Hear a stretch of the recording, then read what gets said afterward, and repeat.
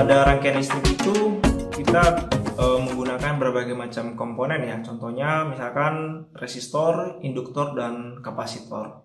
Nah, pertanyaannya adalah ketika resistor, induktor, dan kapasitor itu saling dirangkai dalam suatu rangkaian, apakah hambatan pada rangkaian tersebut, ya dalam hal ini tuh hambatan adalah sifat untuk menghambat arus listrik ya, apakah hanya kontribusinya itu hanya diberikan oleh resistor? Nah, jawabannya tidak ternyata teman-teman. Jadi ternyata induktor dan juga kapasitor itu memberikan kontribusi dalam upaya untuk menghambat arus listrik yang ada pada rangkaian tersebut. Nah, ini adalah sifat intrinsik dari induktor dan kapasitor. Nah, oleh karena itu istilah hambatan ya, hambatan pada resistor ya, kita taunya kan hambatan di resistor. Nah, istilah ini tidak lagi cocok ya ketika kita menganalisa rangkaian yang mengandung komponen induktor, kapasitor, dan juga resistor pastinya, tapi ketika dalam arus AC. Nah, oleh karena itu ada sebuah istilah baru atau terminologi baru yang kita sebut sebagai impedansi. Dengan kata lain, impedansi itu adalah hambatan total dari suatu rangkaian. Nah, kita akan lihat lebih detail bagaimana cara menghitung impedansi dari suatu rangkaian akibat ada resistor, induktor, dan kapasitor. Impedansi punya teman, ya. Ini kebalikan dari impedansi yang kita sebut sebagai admitansi. Penasaran seperti apa? Yuk kita mulai belajar. Ekspresi hukum ohmnya itu ini ya, V sama dengan R kali I. Dengan V dan I itu adalah fasor. Kemudian pada induktor kita lihat juga V sama dengan J omega L dikalikan dengan I. Dan pada kapasitor tegangannya V sama dengan I per J omega C. Sekarang coba kita buat ini dalam bentuk V per I ya. Jadi masing-masing kita buat begini. V per I ya, ini fasor sama dengan R. Kemudian di sini kita lihat juga V ya. V per I itu sama dengan J omega L. Kemudian di sini kita bisa lihat juga V per I itu sama dengan 1 per J omega C. Kalau teman-teman perhatikan, V per I sama dengan R, ini kan ekspresi hukum Ohm. Dengan ini menyatakan hambatan ya. Hambatan. Nah, kalau kita bandingkan yang ini, V per I itu juga sama dengan J omega L. Nah, J omega L dan 1 per J omega C ini adalah suatu ekspresi lain dari hambatan. Tapi hambatan listrik yang ada pada induktor dan hambatan listrik yang ada pada kapasitor. Nah, daripada kita menyatakan dia dalam spesifik, misalkan hambatan ini kan udah jelas resistor. Tapi di sini lebih baik kita gunakan suatu istilah baru yang kita sebut sebagai Z ya. Z ini secara umum kita sebut sebagai Z atau yang biasa kita sebut sebagai impedansi. Jadi dengan kata lain, impedansi itu adalah hambatan yang ada pada suatu rangkaian, tapi ekspresinya dinyatakan dalam bentuk yang lebih umum ya. Artinya dia bisa mencakup, di dalamnya bisa ada induktor, bisa ada kapasitor, dan bisa ada resistor. Begitu ya. Jadi inilah yang disebut sebagai impedansi ya. Atau hambatan dalam rangkaian listrik yang lebih umum. Nah, kalau di sini kita bisa lihat karena ini adalah omega ya, frekuensi sudut, ini juga omega frekuensi sudut, maka ini bisa kita simpulkan Z ya adalah suatu kuantitas di sini ya. Kuantitas yang disebut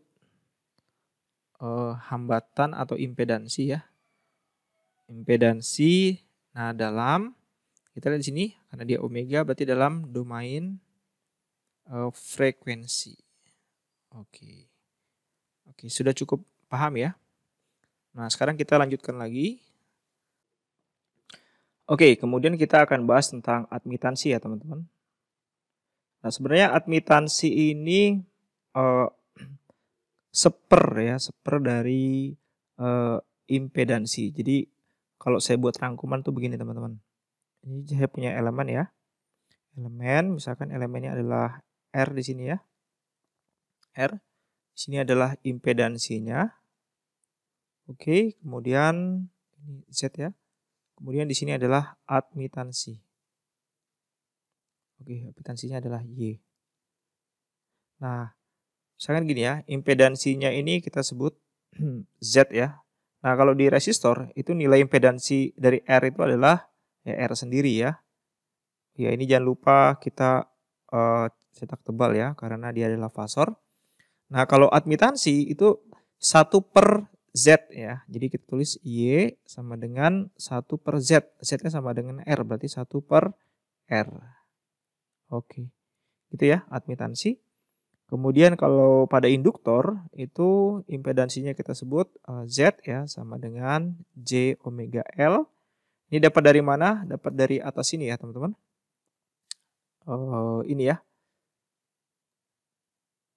J omega L ya, impedansi untuk induktor.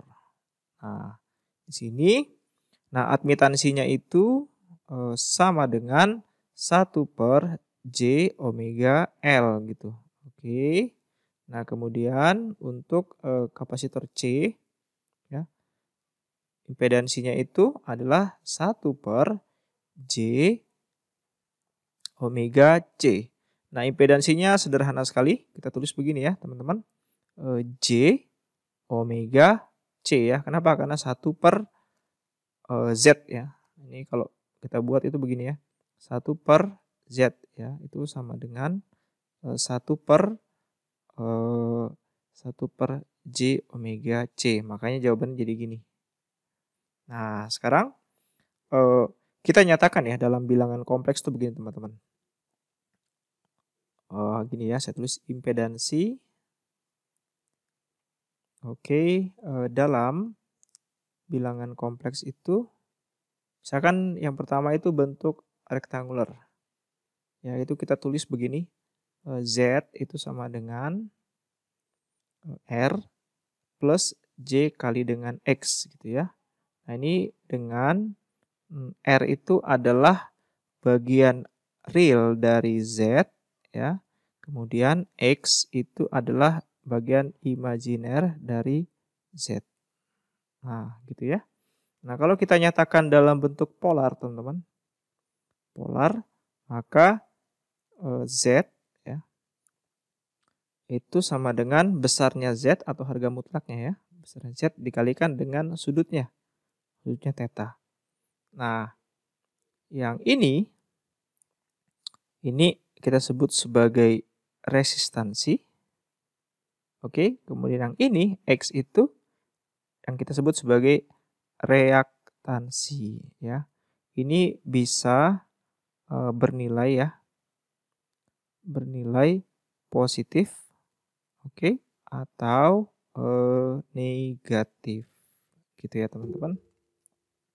Nah, kedua ekspresi yang ini ya, rektangular, kemudian yang polar, ini bisa kita tulis begini teman-teman. Karena ini kan sama-sama Z ya. Ini saya tulis di Z ya. Sama dengan R plus JX gitu ya. Ini sama dengan harga mutlak dari Z ya. Kalikan dengan sudutnya adalah theta. Nah, ini dengan Z-nya itu sama dengan akar R kuadrat tambah X kuadrat ya. Kemudian theta-nya sama dengan tangan min 1 dari X per R. Nah, sementara nilai dari R itu ya, itu sama dengan harga mutlak Z cos theta. Kemudian X-nya adalah harga mutlak Z ya. Kali dengan sin theta. Nah, kalau teman-teman bingung ini dapatnya gimana, nah saya jelaskan di sini ya. Kalau kita punya sumbu seperti gini, ya ini adalah bagian real, kemudian ini adalah bagian imajiner. Nah, di sini kita lihat ya, komponen realnya itu kan adalah yang ini R ya. Saya tulis di sini, misalkan ini adalah panjangnya R. Nah, kemudian untuk yang bagian imajinernya itu X ya, berarti di sini X. Nah, ini kalau dijumlahkan sama-sama ya kita dapatkan suatu vektor baru ya di sini. Sorry. Nah, ini ya, di sini ini misalkan namanya Z ya. Di sini dari Pitagoras kan besarnya Z ya sama dengan akar dari X kuadrat tambah R kuadrat. Nah, kemudian sudutnya ini bisa kita lihat arcus tangan dari X per R. Oke ya, saya rasa tidak sulit. Nah, kemudian satu lagi di sini kita juga bisa lihat ya dengan nilai dari R ya itu sama dengan R itu sama dengan Z ya, Z dikalikan dengan cos. Z besarnya Z kalikan dengan cos theta gitu ya. Kemudian besarnya X itu sama dengan besarnya Z kali dengan sin theta. Kalau teman-teman masih bingung, lihat ya, ini kan bagian sini tuh adalah si X ya. Kita lihat ini sin theta sama dengan demi ya, demi. Artinya depan miring, depannya adalah X, miringnya adalah Z. Nah, berarti kalau gitu X sama dengan besarnya Z kali dengan sin theta. Nah, kemudian kita juga bisa lihat yang bagian cos theta demi sami ya, sami. Artinya samping miring. Berarti cos theta sama dengan sampingnya adalah R, miringnya adalah besarnya Z. Oke, berarti kalau gitu R sama dengan besarnya Z kali dengan cos theta. Oke, mudah ya. Jadi di sini kesimpulannya adalah admitansi atau Z ya itu bisa dinyatakan dalam bentuk rektangular atau dalam bentuk polar ya. Oh iya, saya sedikit kelewat di sini ya. Nah, ketika kita bicara tentang impedansi, kan tadi tersusun dari dua nilai ya, yaitu nilai R dan nilai X gitu ya. Nah, apa sih sebenarnya nilai X sama R ini? Nilai R ini adalah nilai dari resistansi ya. Maksudnya resistansi itu adalah sifat menghambat arus listrik, kemudian X-nya itu adalah reaktansinya. Oke ya teman-teman ya, ini bisa dipahami dulu. Nah, reaktansi ini bisa nilainya positif ya, dapat bernilai positif atau negatif gitu ya teman-teman ya. Nanti kenapa saya terus begini? Karena nanti kita akan membandingkan dengan admitansi. Oke, sekarang kita bicara tentang admitansi ya. Jadi admitansi ini kita bisa nyatakan juga dalam bentuk fasor ya. Ini simbolnya adalah Y. Jadi tadi kan kita sudah paham bahwa admitansi itu adalah perbandingan terbalik dengan impedansi ya. Jadi saya tulis per Z begini ya. Nah, satuan dari admitansi ini yang kita sebut sebagai Siemens ya. Ini merek HP zaman dulu ya. Atau ini kependekannya MHOS gitu ya. Siemens. Nah, kalau dinyatakan dalam bilangan kompleks kita dapatkan begini ya. Dalam bilangan kompleks saya tulis dulu. Dalam bilangan kompleks ini Y itu ya, admitansi itu ditulis begini. G plus J kali dengan B. Oke, ini secara umum begini ya teman-teman. Nah, apa sih G itu?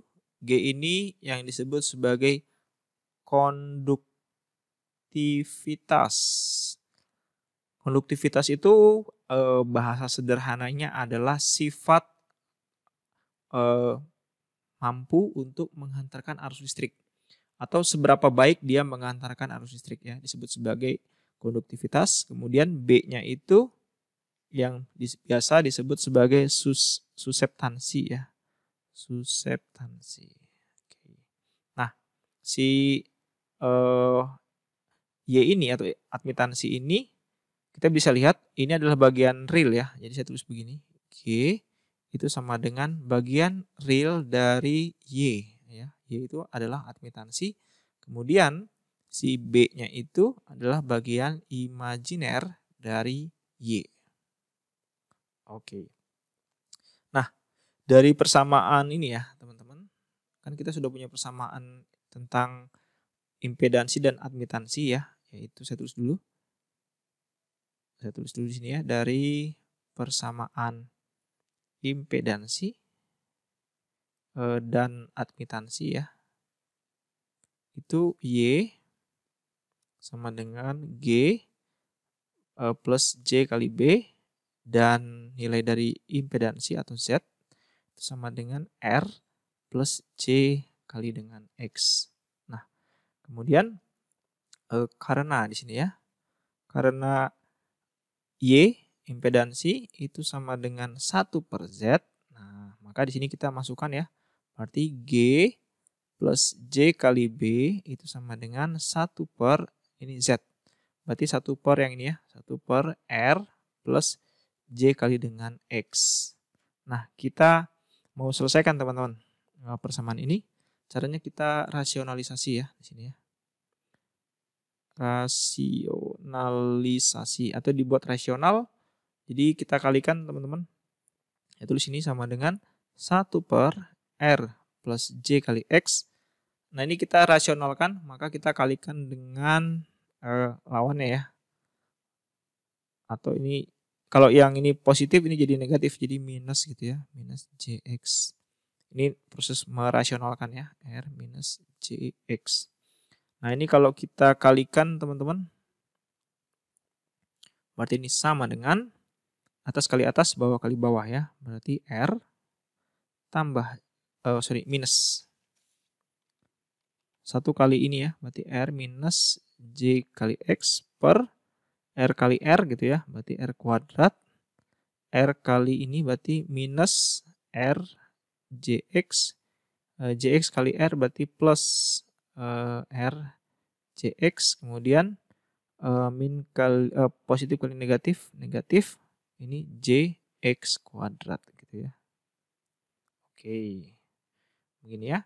Nah, kemudian ini ada minus, nilainya sama, berarti minus tambah plus nilainya sama 0. Ya, ini nilainya sama dengan 0. Oke, maka di sini kita dapatkan R plus J kali X ya per R kuadrat minus JX kuadrat. Oke, sampai sini. Nah, terus kita apakan ini? Nah, kita lihat begini teman-teman. Ingat ya. Ingat, J itu kan sama dengan akar min 1 ya. Akar min 1 ya.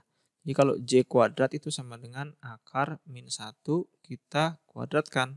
Berarti ini dapatnya adalah akar dikuadratkan, berarti kan kayak gini ya. Min 1 pangkat setengah kalikan dengan 2 gitu ya. Berarti ini sama dengan min 1. Oke, kesimpulannya J kuadrat itu sama dengan min 1. Nah, maka ini menjadi begini. R plus, ini minus ya. Minus, ini minus juga. Terus saya hapus dulu ya, biar rapi. Minus, ini juga minus. Minus J kali dengan X per R kuadrat. Ini minus J kuadrat X kuadrat gitu ya. Sementara J kuadrat itu sama dengan minus 1. Berarti ini jadi begini ya. R min JX per R kuadrat minus ini min 1 ya. J kuadrat sama dengan min 1 kali dengan X kuadrat. Oke. Maka ini kita dapatkan sama dengan R plus JX per R kuadrat plus X kuadrat. Ini adalah G plus JB. G plus JB itu tadi adalah admitansi ya teman-teman. Admitansi. Oke, sekarang coba kita bongkar sedikit ya yang bagian sini. Jadi saya mau tulis begini teman-teman. G tambah J kali B itu sama dengan, ini dipecah ya, jadi begini. R per R kuadrat tambah X kuadrat plus ya, JX per R kuadrat tambah dengan X kuadrat.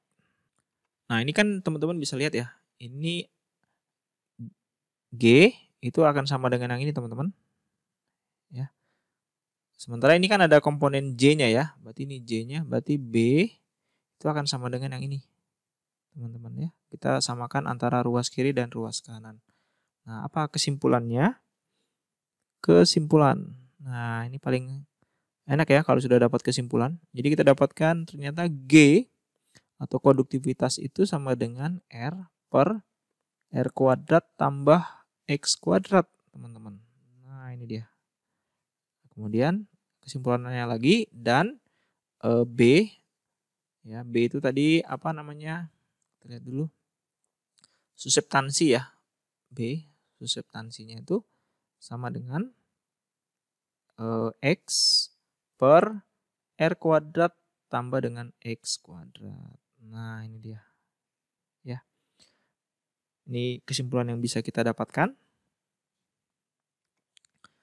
Oke, biar lebih clear, coba kita kerjakan contoh ya. Nah, contoh misalkan di sini. Jadi ada rangkaian ya. Ini ada rangkaian. Saya gambarkan dulu rangkaiannya. Di sini ada resistor. Kemudian di sini ada kapasitor. Oke, tapi ini rangkaiannya kita hubungkan dengan suatu sumber tegangan AC ya. Vs sama dengan 10 cos. Sebentar ya ini. Jadi Vs sama dengan 10 cos 4T. Kemudian nilai dari resistor ini adalah 5 ohm. Kemudian kapasitor ini kapasitansinya 0,1 farad ya. Nah, oke. Nah, ini misalkan di sini ada arus AC yang mengalir ya. Kita sebut namanya I. Nah, ditanya berapakah ya? Berapa VT ya? VT dan IT. Jadi ini ditanya adalah berapakah tegangan sebagai fungsi waktu dan arus sebagai fungsi waktu. Nah, oke. Kita coba selesaikan. Jadi di sini solusi ya, teman-teman. Solusinya di sini kita lihat ya bahwa dari VS ya, kita tahu sumber tegangannya ini 10 cos 4T. Nah, dari informasi ini kita kan dapat ini. Ini ya, ini adalah V maksimum, teman-teman ya. Kemudian 4 ini adalah nilai dari frekuensi sudutnya omega. Nah, kemudian di sini tidak ada apa-apa lagi, berarti fasenya ketahuan juga, teman-teman ya. Saya tulis dulu di sini. Vm-nya sama dengan 10. Ya, misalkan ini satuannya volt ya. 10 volt berarti. Kemudian omeganya sama dengan 4. Ini satuannya radian per sekon ya. Kemudian fasenya atau beda fasenya adalah 0 derajat. Oke. Nah, kita ubah nih ya. Ubah ke dalam bentuk polar. Ubah dalam polar dulu ya. Kenapa? Nanti biar mudah kita melakukan operasi pembagian ya. Jadi saya tulis begini. Vs itu sama dengan V maksimum sudut psinya ya, atau fasenya. Berarti ini sama dengan Vm-nya adalah 10. Nah, sudutnya adalah 0 derajat. Oke. Satuan adalah volt ya di sini ya. Oke, sudah dapat seperti itu. Nah, kita untuk mencari tegangan kan kita butuh tahu dulu informasi tentang impedansi ya. Jadi di sini kita cari dulu impedansi ya, impedansi atau kita sebut sebagai Z ya di sini. Jadi impedansi itu kan tadi di awal sudah saya jelaskan bahwa impedansi itu adalah hambatan total pada rangkaian ini. Nah, rangkaian ini tuh ada resistor sama kapasitor. Jadi ya, kapasitor itu bisa menjadi penghambat juga terhadap aliran arus di sini. Makanya impedansi ini adalah kombinasi, saya tulisnya, kombinasi hambatan pada R dan pada C. Oke, nah berarti kalau gitu kita hitung aja. Berarti impedansinya ini Z-nya itu sama dengan hambatan pada R, ya terus dulu hambatan di R ditambahkan dengan hambatan di C, ya. Ini Z, ini juga Z, ya. Berarti ini kita tulis Z sama dengan hambatan di R itu kan nilainya 5, 5 ohm. Sementara hambatan di C itu, kalau kita lihat ya teman-teman di atas ini, sebentar. Tabel. Nah, pada kapasitor itu hambatannya adalah ini. Ini ya, 1 per J omega C atau impedansinya. Nah, maka di sini kita perlu menyatakan nilainya adalah 1 per J omega kali C. Nah, berarti kita tulis ya sama dengan 5 plus 1 per J-nya tetap aja tulis. Omeganya kita tahu dari sini ya, 4. Kemudian kali dengan C. C-nya itu nilainya adalah 0,1. Oke, 0,1 kita kalikan. Maka ini kita dapatkan nilainya adalah 5 plus 1 per J kali 0,4. Gitu ya. Nah, gimana teman-teman? Sudah paham ya tentang apa itu impedansi dan apa itu admitansi? Kalau sudah cukup oke, nanti di video selanjutnya kita akan membahas bagaimana kombinasi ya impedansi pada beberapa bentuk rangkaian. Bye.